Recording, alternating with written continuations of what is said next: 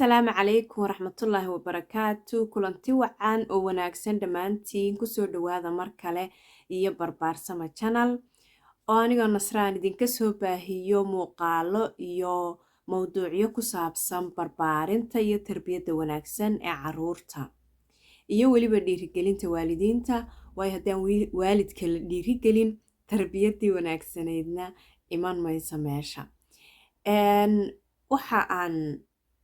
idinku mahad celinayaa sida quruxda badan ee aad barbaarsama channel ugu soo biiraysaan una soo dooranaysaan inaad ka mid noqotaan bahda barbaarsama channel. Gambaleelka furta si aad uga warhaysaan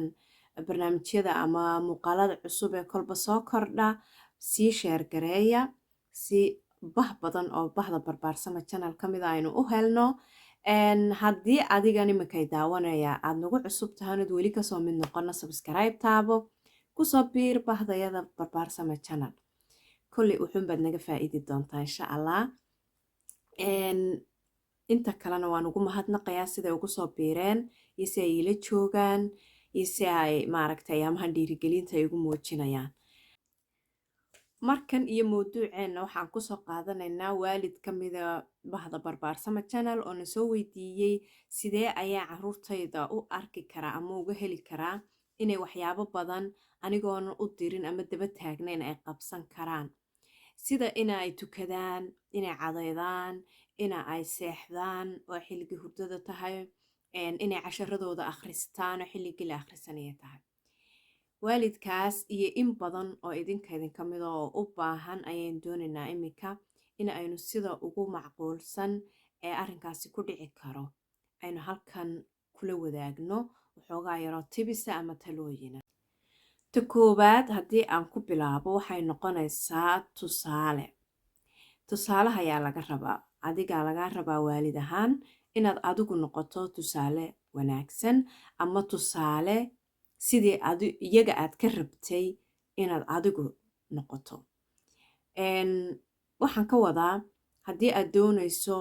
inay wax akhristaan oo caruurtaadu wax akhriska jeclaadaan, adigu ma tahay waalid wax akhriya, buug ma soo qaadaa haba yaraatee. Waayo wax kasta oo caruurtu ay waalidka ku arkaan waxay u yeelanayaan xiise iyo macno gooni ah, waanay samaynayaan, waanay u fududaanaysaa inay sameeyaan. waayo waxay arkayaan waalidkii oo samaynaya. Sababta ayay culimada qaarkood u leeyihiin hooyada waxbarata caruurteeda way uga fududahay waxbarashadu caruurta hooyooyinka aan waxba baran. Yacni ma aha 100% laakiin inta badan sidaas ayay tilmaamaan. Sababtuna wax kale ma aha, waxa weeyaan inta badan caruurtu waxay arkayaan waalidkii wax akhriyaya, waalidkiiyo ma garanaysaa isagu salaadii tukanaya, waalidkiiyo markuu soo tooso isagu intuu suuliga gala cadeynaya, waalidkiiyo saacad go-an lahoo odhanaya xilligan waa khalas oo xilligii la seexanayay. Haddii waalidku uu nidaam haysto oo uu wixiisu u kala qorshaysan yihiin oo waalidkay kaga dayanayaan. Markaa ta koowaad waxaan odhanaynaa waa inuu waalidku noqdo lagu dayde wanaagsan, lagu dayde sameeya caruurta waxa uu ka rabo. Waxaa laga yaabaa inay waalidiinta qaar iminka isleeyihiin oo anigu iskuulna ma dhigto, maxaan uga baahanay markaa inaan buug soo qaadoon akhriyo caruurtaydu ay igaga daydaan. Waxaad uga baahantahay waayo caruurtii baad ka rabtaa. Haddii aanad iminka waxba dhiganood hore u dhammaysatay waxbarashadaadii, waad u baahantahay inaad wax iska akhrisato. Haddii aanad waxba baraninna adigaabay ku fiican tahay xataa intaad caruurtaada agtooda fadhiisato inaad adna wax faa'iidaysato iyaguna ay wax faa'iidaystaan. Sidaa waxaa ku noqonaysaan ama aad ku arki doontaa caruurtaadii xiiso badan u haya wax akhriskii. Ta salaada oo kale adoo halkaa fadhiya oona tukanahayn uma ku khasbi kartid ilmihii inuu isagu tukado, waayo adigiiba tan ma samaynaysid. Saasaan qodobka koowaad waa inuu waalidku noqdo lagu dayde wanaagsan oo samaynayo wixii uu ka rabay caruurta. Ta labaad haddii aynu u nimaadno, waxaa loo baahan yahay in waalid ahaan aad samayso qorshe ishtiraktuwa ama istaraatiiji ama maxay hayday Soomaali qorshe adigu iska dheh qorshe xilligaas carruurtu markay yar yihiin oo sanad ay jiraan kaga bilow xilligaa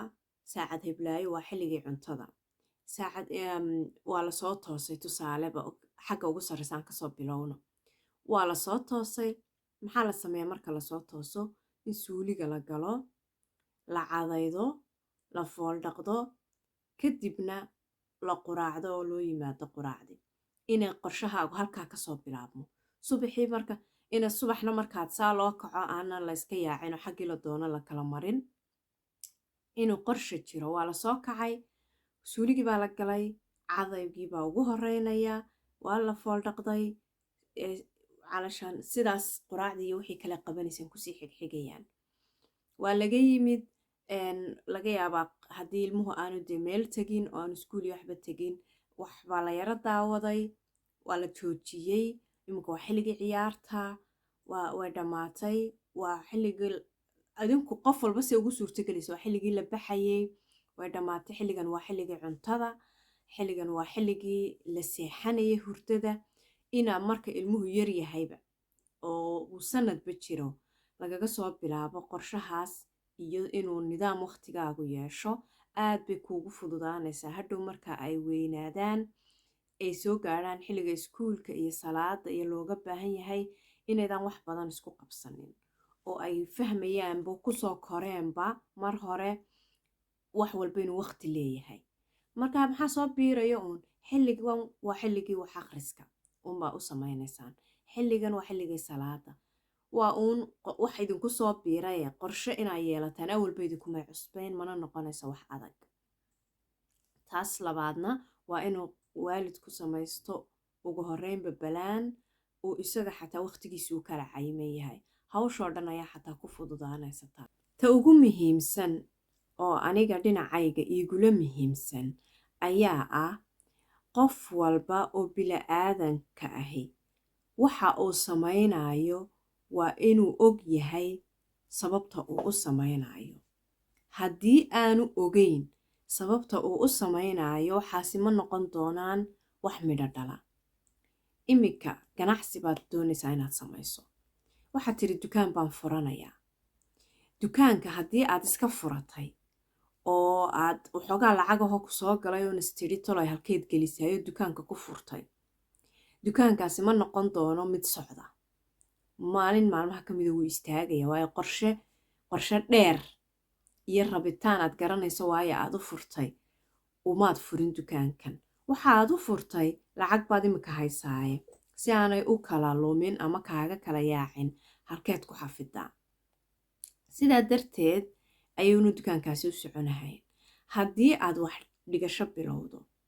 oonad garanahayn oonad garanahayn sababta aad u bilowday waxbarashadan maxaad ka rabtaa ma inaad wax ku shaqaysataabaad rabtaa ma inaad cilmi ahaan naftaada usoo korodhaabaad rabtaa maxaad qorshahaagu muxuu yahay aad waxbarashadan u bilaabsa haddaanad garanayn ma sii wadi karaysid waayo ma jiro wax ku riixaya oo waxbarashadan kugu riixaya ma jiro markaa ma sii wadi doontid haddii aad meel shaqo u tagtay oo aanad garanayn sababtaad meeshan shaqada ugu doonatay ama shaqadani aanay ahayn wax aad niyadda ka jeceshahay oo aad rabto iyadana ma sii wadi doontid sidaasoo ay tahay carruurtaadu waxaanaad ka rabto ee wanaagga ah ee aad la rabto ma samaynayaan oo ma joogtaynayaan haddii aanay garanayn sababta ay u samaynayaan marka maxaa la rabaa waxaa la rabaa in carruurtii wixii la ogeysiiyo looga sheekeeyo la jeclaysiiyo waayo akhriskuu fiican yahay tusaale ahaan akhrisku muhiimadda uu leeyahay aad ilmahaagii u sharaxdo wuu og yahay markaa waa inaad u sheegto akhriskani muhiimadda uu leeyahay waa inuu og yahay iskuulka waayo loo tagaa haddaad tiraahdo iskuulkaa la tegay inaad weligaaba lasoo hadal qaadin iskuulka muhiimadiisa iyo faa'iidada uu leeyahay oo laga yaabo marmar adoo xanaaqsanuun aad ka hadasho iskuulka iyo faa'iidada uu leeyahay tiraahdo ma waxaad doonaysaa inaad weligaa sidaa aanad waxba baranin ma waxaad doonaysaa inaanad shaqaysanin sidan adigoo canaananaya waxaas ma fahmayo inta meel wada fadhiisto iskuulka muhiimadda loo tago markuu bilaabayaba waa ina looga sheekeeyo waa inuu la jeclaysiiyo faa'iidooyin badan loo sawiro waalid walba kolley waxa maskaxdiisa ku jira faa'iidooyin badan oo iskuulku leeyahay waan ku kala duwannahay idinka fikir badan oo wanaagsan baa maskaxdiina ku jira waayo wax loo baranayo marka waalid walowba fikirkaas waxbarashadu muhiimadda ay leedahay haddii aanad waxba baran waad og tahay sababta waxbarashada faa'iido badan oo ay leedahay kaa maqan tusaale uga dhig haddii aad baratay waad og tahay faa'iidooyin badan oo ay kuu tartay tusaale uga dhig marka saasuu iskuulkii ku jeclaanaya hadday noqoto salaada waayo salaad loo tukanayaa waa inuu ilmuhu og yahay faa'iidadee bay leedahay maxaa abaalmarinahe lagu helaa lama rabo inaad tidhaahdo haddii aanad salaada tukan cadaabtaad gelaysaa waa lagu ciqaabayaa may sidaas ma ku jeclaanayo sidaas ma la rabo waxaa la doonayaa inaanad cadaabba lasoo hadal qaadinba maxaabad negatifka usoo hadal qaadi in aad jeclaysiiso oo dhinaca wanaagsan ka tusto inuu abaalmarin fiican ku helayo inuu ilaahay ka farxinayo inuu ilaahay isaga sii jeclaanayo mar walbo sii ducaysto tukadaba inuu janno la tegayo ina jannada aqal weyn looga dhisayo ina u sawir jannadan u sawir gebigeedaba sawir ahaan uga dhigba inuu abaalmarinta iyo jannada jannada faa'iidooyinkeeda uga sheekee cadaabba ha soo hadal qaadin maxaaba cadaab iyo ciqaabba usoo hadal qaadiba waayo waxba ma ku jeclaanaya ilmuhu ciqaab inuu baqdo mooyaane oo baqasho ku gelisa mooyaane ma jeclaanayo mararka qaarna baqdintaasi markuu yaro weynaado way ka baxaysaa hana la cadaabe iska dhaaf biska odhanaya marka waana sida inta badan dhacda in badan oo inaga midina aan soo marnay markaa waxaa loo baahan in la jeclaysiiyo wixii sababtu u samaynayo loo sheego cadayga haddii aad doonaysa inuu si joogta u cadaydo maxaa loo cadaynaya faa'iidaduu leeyahy inaana ilkahaagu kaa jajabin inaana bakteriya fara badan caloosha ku tegin ina maad aragtay ilkaha aad adigoo yarba aanad ilka madow yeelan inaanay ku xanuunin oonad mar walba dhakhtar inaad tagto u baahanin kuu qurux badnaadaan afkaagu udgoon kuu noqdo afku oonu urur samaynin cuntadu xataa kuu macaanaato oo dhadhan kuu samayso markaad afka cadaydo waxyaabo badan oo noocaas in badan oo idinku ku darteen maaha intaan anigu iminka sheegay oo keli waa yacni intaan xasuustay ayaan tusaale usoo qaadanayaa laakiin idinkaa sii macaanayn kara idinkaa fikir badan baa idinka buuxa markaas waalid waloo daawado muuqaalkanba isagu sida ula habboonee qurux ahee uu waxaa soo jiidasho ama jeclaysiin ku samayn kara ha sameeyo wax kasta oo aad rabto inuu ilmahaagu sameeyo sidaa fiican iyo dhinaca wanaagsan iyo faa'iidadeeda ka tus taasi waa ta ugu muhiimsan waayo wuxuu garanaya ilmihii waaye loo cadeynayo ama tusaaleyna intaan usoo qaadanaynaa waana su-aalihii ku jiray waana waxay ka mid ahayn su-aasha waalidkeenu soo weydiiye hadday noqoto hurdada ina xilli hore la seexdaa faa'iidooyin bay leedahay waxaanaad ilmaha la rabto oo dhan wax walba faa'iiday leeyihiin laakiin waxaanad iminka garanayn ama ku baraarugsanayn oo keliyaata sidii aad ugu sheegi lahayd faa'iidooyinkoodii haddii aad faa'iidooyinkooda uga sheekaysana isagaaba qofka jeclaanaya isaga ayaaba qofka jeclaanaya waa adigoo kale innagan waaweyn haddii laynagu yidhaahdo waxaa haddaynu samayno faa'iiday noo leedahayoo ajar bayn ka helaynaayo lacag bayn ka faa'iidaynaayo nafteenna habi noqonaysko oo